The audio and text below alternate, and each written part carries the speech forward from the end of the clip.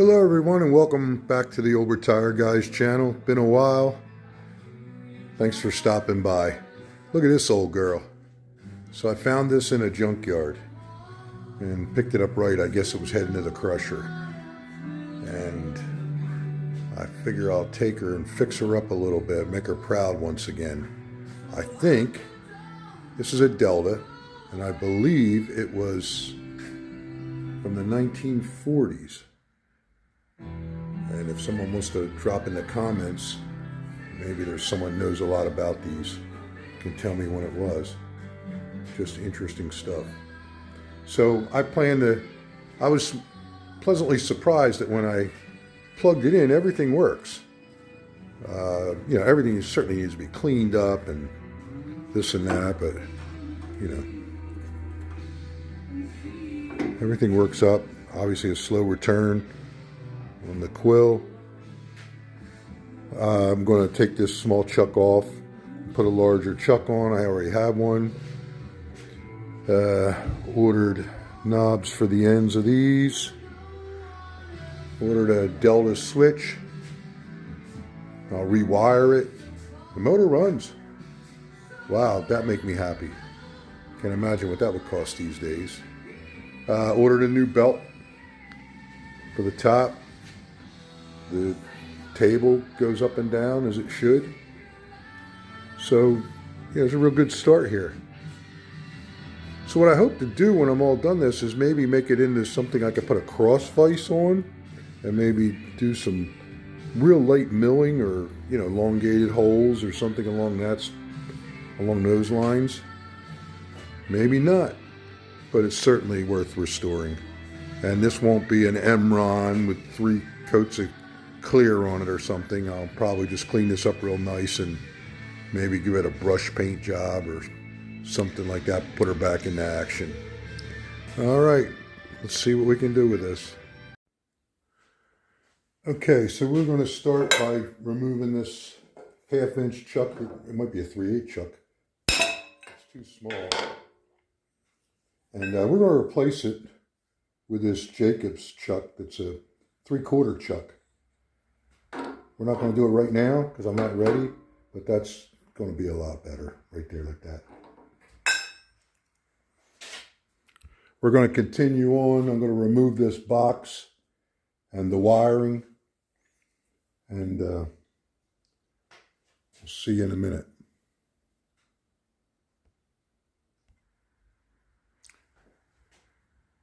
I wanted to show you the difference between these 2 chucks. Just thought it was interesting. We're going to move to this bigger one before we get started. So, I want to remove this electrical box, and someone has tack welded it on either side. We're not going to put it back on the same way, so we're going to remove those tack welds.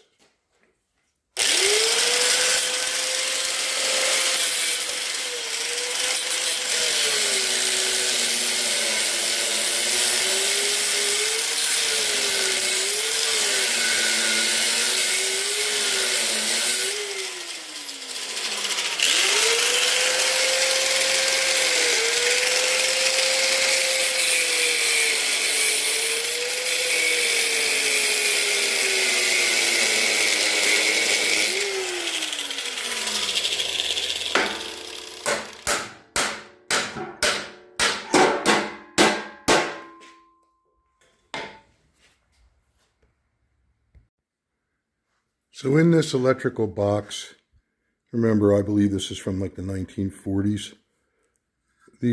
All the wires kind of look like this one. Got that kind of cloth cover on them. So we've removed the cloth from this one, the bad cloth, and did a double heat shrink. And we're going to continue on doing that to all the wires and mark them so they go back into the right places. So we built this cover now, so when we're all done, we'll make our wiring safe. In the meantime, we've taken the wires that are in really bad shape, and we've double shrink wrapped each wire and indicated that these two wires go together with the white lines, and these two wires go together with the green lines. And we also applied solder to each one of these ends. We applied the ring terminal here so that we can, the clamp, so that when the wire comes through it'll be secure. It'll have to go back out again and feed a switch. So, hey guys, if you guys aren't using these paint markers for your different projects, there's a great tip. I use these things for everything, marking stuff so I remember later on. So I decided that maybe I forgot to tell you that this motor, even as big as it is a 1 horsepower motor. It's 110 volts, and it says it's made by the power tool company of Delta. There you go.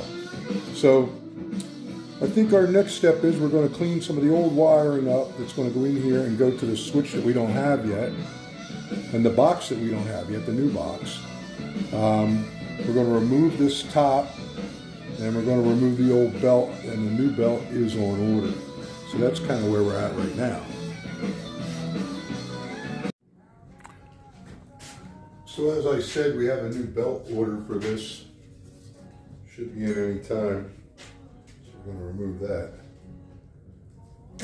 And I've went ahead and completed the connection from the power cord to the motor with a brake on the power side, load side. That will go up front to the switch, and these two wires will break the connection. We've now drilled holes down through the top. Yeah, I just lost that one. Cut 1/4-inch bolts appropriately sized. They'll fish down through there. Okay, not having any luck with that. But much like that, holes already in the top of the box with a Romex connector for the cord. These will go up, bolt into the box, 1/4-inch screws, 1/4-inch bolts. The cable will continue around through here and in through the Romex connector, be securely attached along the bottom here. And I guess that's what I'm going to do right now. Connect this box, put the wire through to the box, put the ground wire on, tuck the wires in, and put the cover on. Bolt already drilled through here, a 1/4-inch bolt for the grounding lug. And I guess then we'll be back.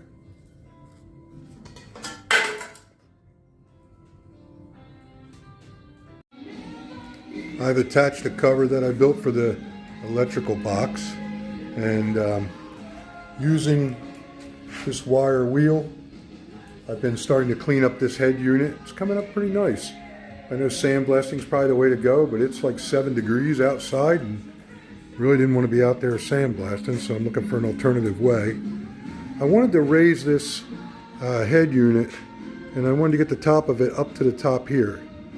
And it's a really heavy unit, so I've studied it and learned that using this bolt, a bolt up here, and bolts on the other side as well, I've loosened it and allows this to separate right here. And I'm going to use this jack to jack that head unit up, get it level with this top, and then secure it again. I just wanted it to be comfortable to use when it's all done. So we're going to see if that'll go up right now. Let's try it. I got this jack, it's a small bottle jack with some boards. We're going to see if it begins to move. Working one-handed so I can hold the camera. And it appears that that's going to work. It is going up. I wonder when the last time this was moved. 1950? Okay. So it's going up, that's going to work, you get the idea. I'll bring that all the way up to the top, then secure this bolt. I'll secure this bolt and the two on the other side. So like I said, I've been cleaning this all up using that wire wheel there. And in the meantime, I've removed the Quill and the Quill drive and I've cleaned those up. They're really in nice shape, thank goodness. And there's the switch that'll end up going on. That just came in, the new belt. And I believe these out of the Quill drive, these handles aren't the originals.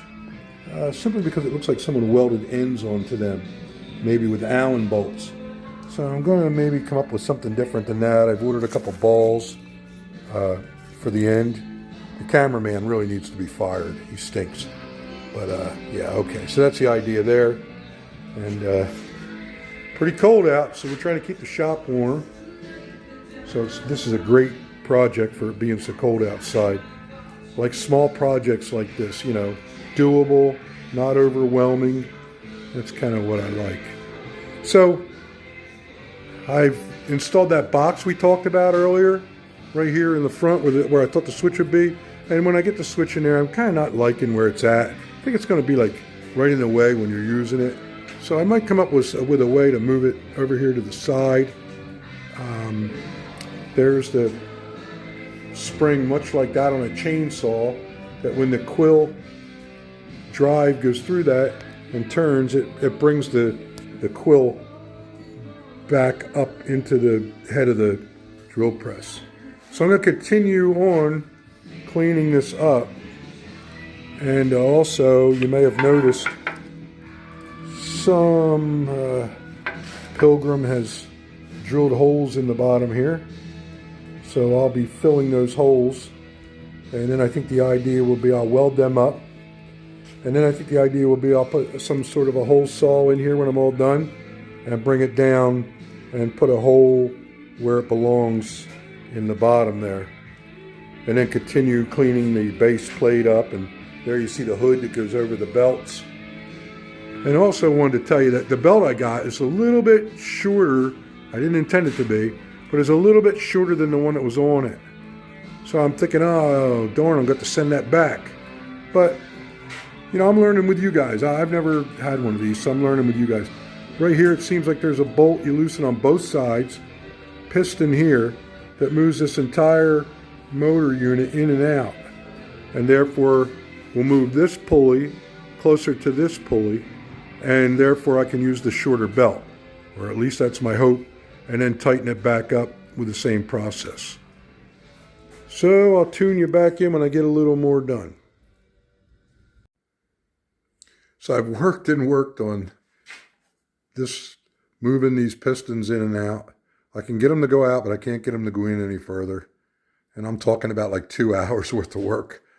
So the way I'm going to fix that is I'm just going to get, this belt's a 55-inch belt. I'm going to get the 57-inch belt instead of beating myself up about it. And I've removed, I had the electrical box here and I didn't like it.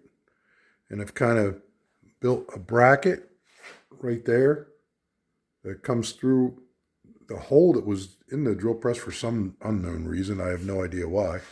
And I'm going to install this safety switch up in there.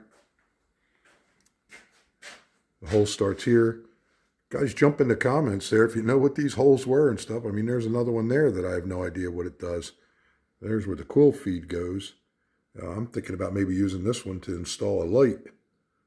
But yeah, so worked on this forever. Loosened these bolts up here on both sides. I mean, to the point I took them out. I cleaned these up with emery cloth. I hit them with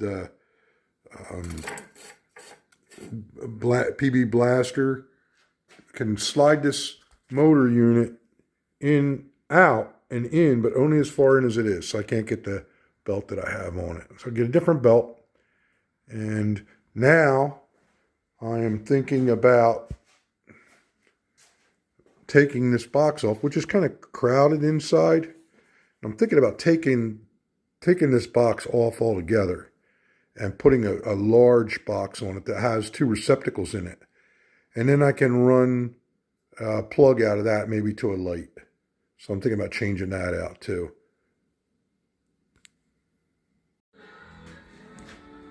I went ahead and changed this box out. It made for a lot more room. So the cord comes in and Goes to the wires from the motor. One side is broken, as we mentioned before, goes up and over to the safety switch. In addition, I came off and wired up an outlet that's going to sit in there.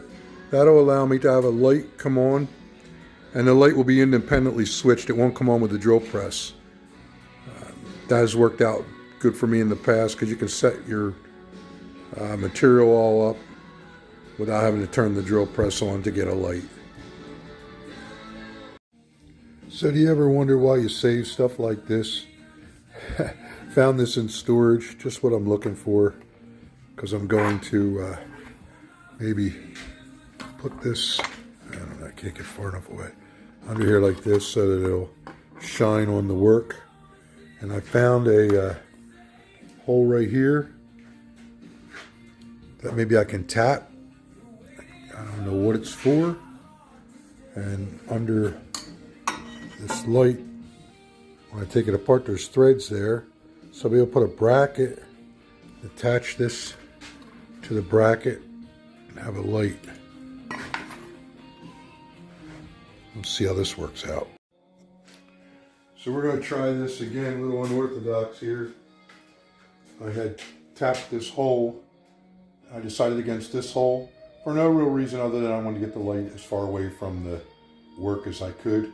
So I tapped the hole and I don't know, cheap bolts, I guess they're stripping out on it or something. So we're going to start this simple bracket that we built. I'm going to start that here. And have a lock washer on this side to keep the bracket from turning in the end. I'll put a fiber lock nut on the back side.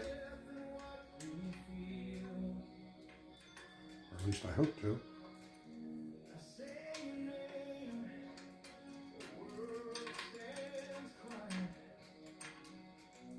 There we go.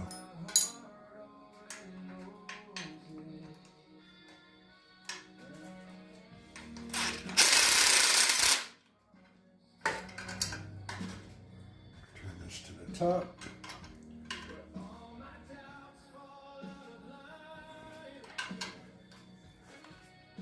Flip it down.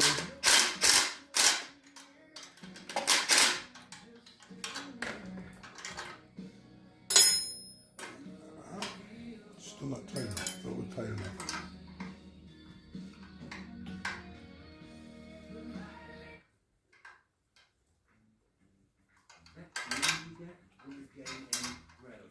I know you're seeing the back of my head, right?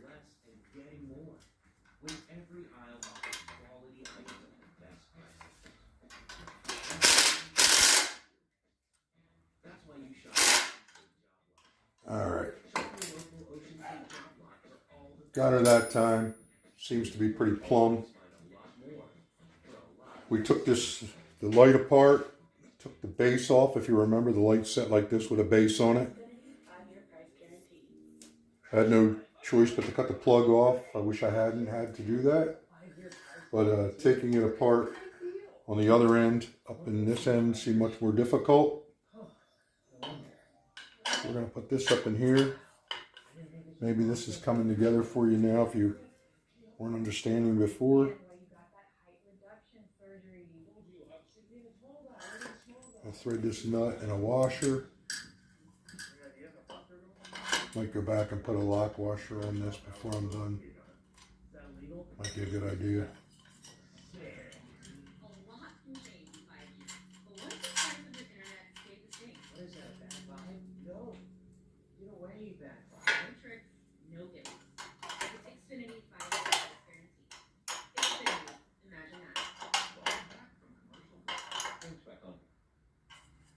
That'll be the idea.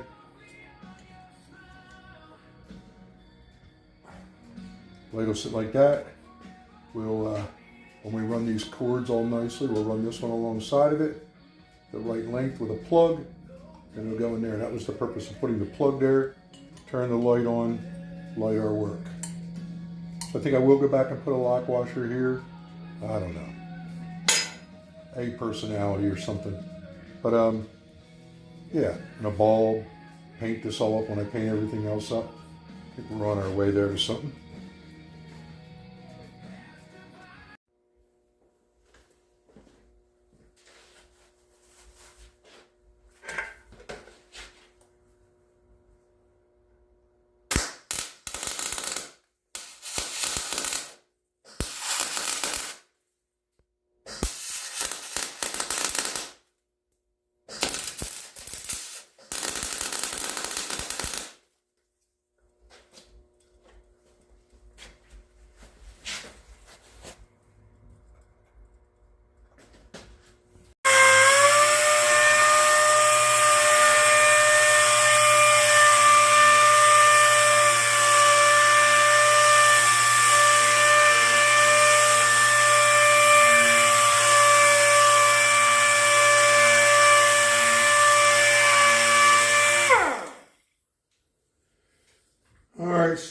threaded most of the holes up. It's not perfect, but it's certainly acceptable and a lot better than it was. So we'll continue to clean this up. And I'm not sure, maybe our next step is to get some paint on this.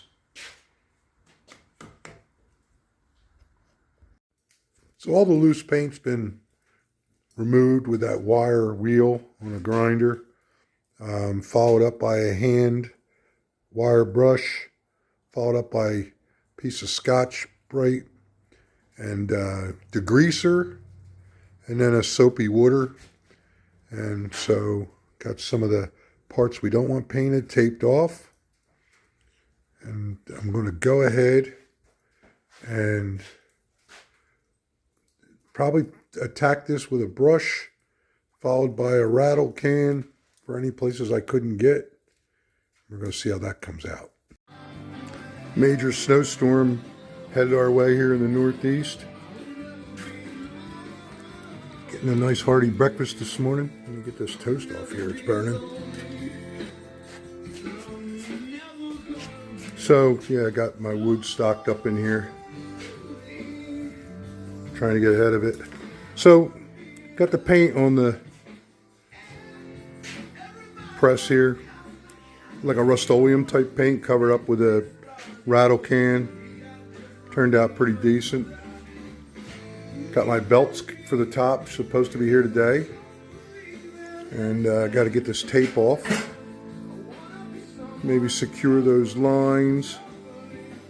Got a couple appointments today, going to take me out of here. Not to mention my backhoe's out front needs a starter. The starter just came.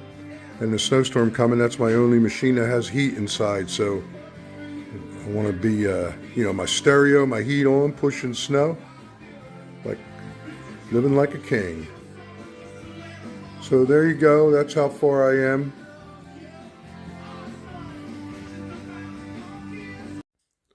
Be very difficult for me to show you how this goes together because I don't think I'll be able to hold it in such a way that when I put it together you'll be able to see.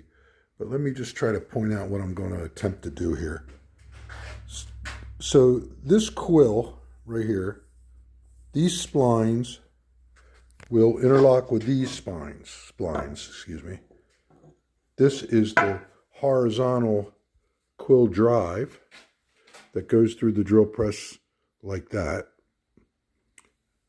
When cranked, it raises and lowers this quill.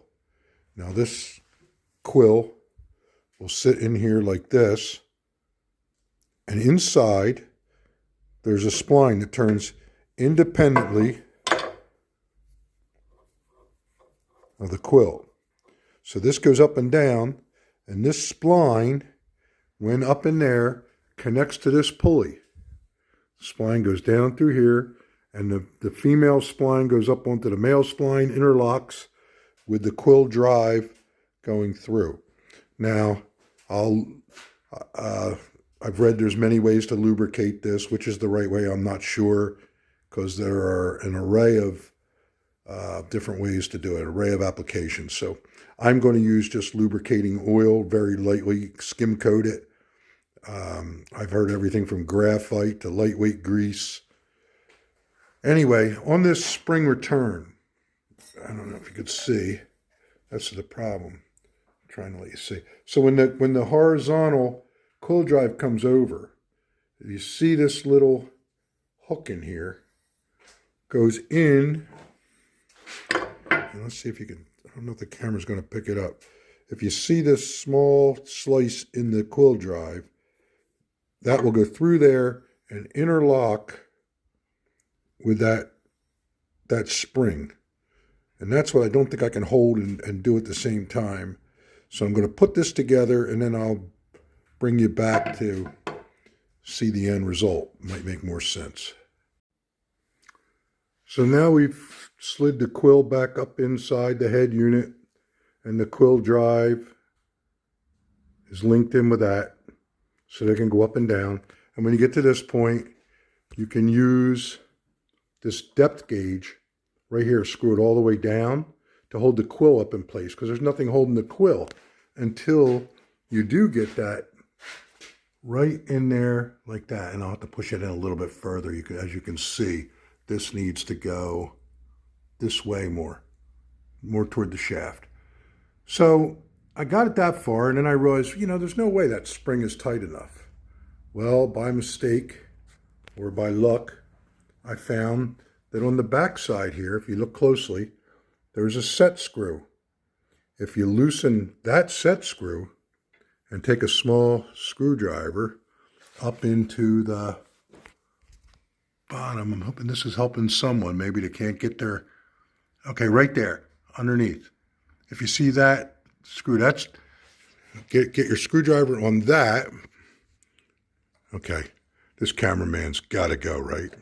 Let me see. I'm doing this all with one hand. You can, as you see, that spring is revolving. So by turning this counterclockwise, I don't know if you can see it. Can you see the spring tightening up? So if you watched right here, you can see this is moving around as I turn that up. So as that turns up, it tightens this spring up in here. So now, where it wasn't going all the way up when I first put it in there, I should be able to loosen this depth gauge.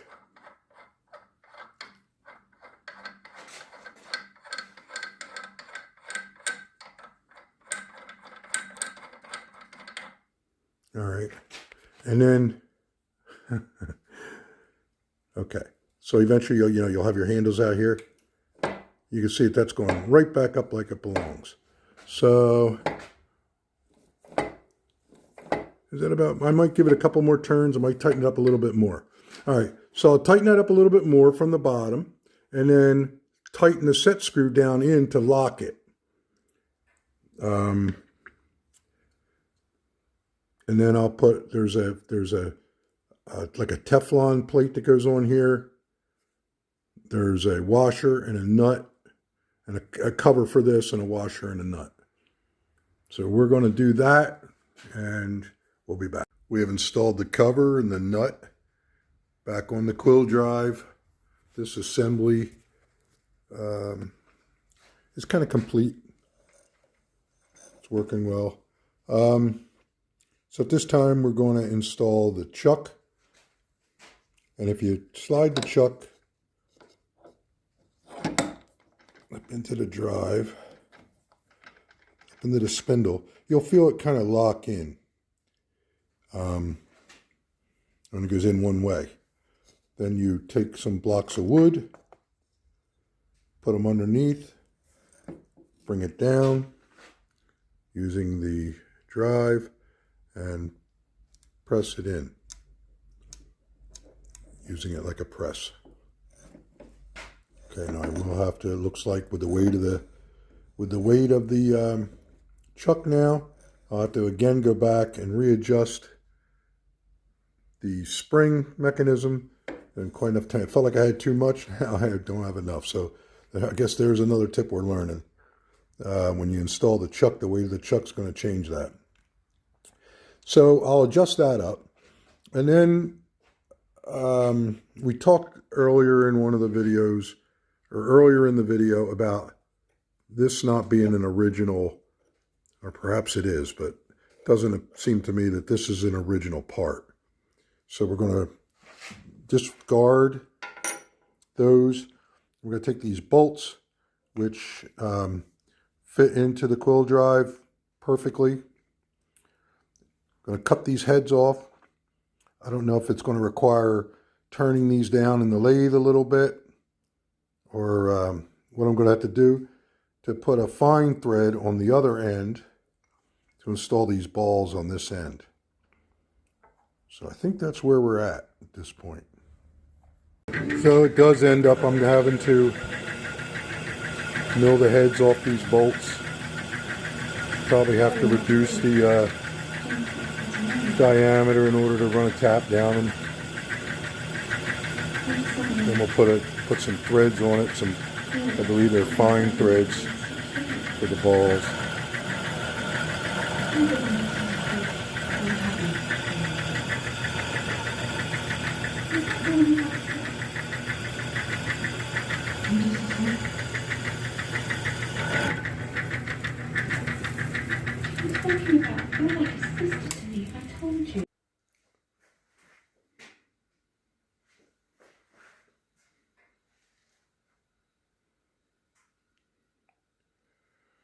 So getting this wrapped up, and we're going to put a hole saw in here and drill a hole through the table, and we have to finish up our hood. So we're coming down the final stretch here. So I'm kind of pleased how these came out. These are nothing more than a 6-inch long, 1/2-inch bolt, factory thread. I turned down this end in the lathe in order to put a tap on here to accept the ball, which is a fine thread.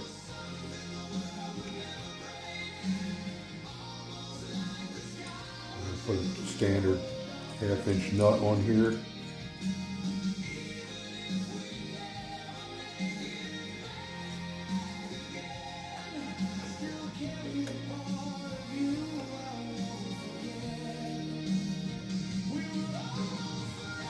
This comes out a little nicer than the ones that were on here. I think they were homemade just like these are, but maybe not with enough time taken.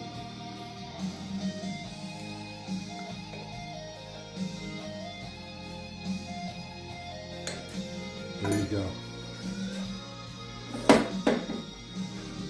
We got things working pretty good there. So our next step is we're going to take a hole saw into this chuck, center the table up, and we're going to put the hole in there. I'm going to look at one of my other drill presses to get an idea what size hole belongs there, and then we'll proceed with that. So I just misspoke and want to clear something up.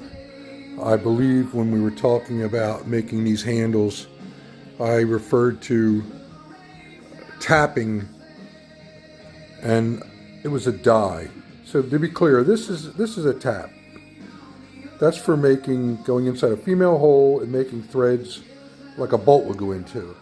And this is a tap, and this is what we were using on the end of a bolt to make the threads, the male threads.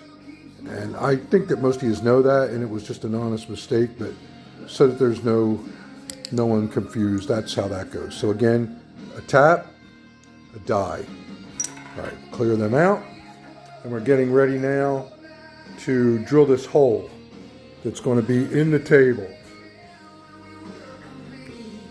So I don't have a manual, and I'm not an expert. I said it all along, we're learning together. Been a fun restoration. So what I did was I measured over, and this table ends up being 17 inches wide to the surface deck, to the machine deck. So half of that's going to be 8.5. 8.5, 8.5, 17. I drew a line at that point, squared it up with the table, transferred the line out here to this edge, used the tape measure as a plumb bob, and I went down and found that hole that's at the bottom for a tape so that you can put casters on it to try to center the deck up, the table up to the base. And that's important. You can also look down using this edge to that and check yourself. That probably would have been good enough. I was right on the money. Then what I'll do now is I found the center of the table and I took the head of the drill press, had to loosen it up and had to move it over so that this bit would fall right into that center at 8.5 inches. That way I knew my base, my table, and my head were all square with each other. All this is important. Now that I know I've done that, and I have my center marked, I can bring my bit down, and I know that's the center of my table. Now, my other drill presses have a hole that is drilled there at 1 1/8. So I'm going to use an 1 1/8 hole saw to drill that hole. Some of you are familiar with, if you were to just use the hole saw, this would drill through the deck just fine. But if this pilot bit goes through that deck, it bottoms out on these teeth quickly and takes the set out of the teeth. So what I like to do is use a separate pilot bit. Drill the hole. I'll remove this bit, put this bit in the chuck, and then I already have a hole. And I can come down easy so that these teeth gently touch on the table and we begin to drill our hole. I hope that makes sense, and as we go along drilling this hole, it might make more sense. Scratch the idea of using a hole saw to drill through that machine surface. It was not going to happen. Wouldn't touch it. So I went to the traditional fluted bit, made the 1 1/8" hole in the surface of that table. I want to revisit the spring tensioner. We talked about how I was using a screw to set the tension on the quill. This device is intended to be turned back and forth to set that tension. On mine, it doesn't seem to work too well. Maybe on yours it does. That's what that's for. I'm sure some of you are watching wondering why I wasn't using that instead of using the screw. So at this point, got the hood on. Everything's working fine. The drill press worked great to drill the holes, so it has ample power.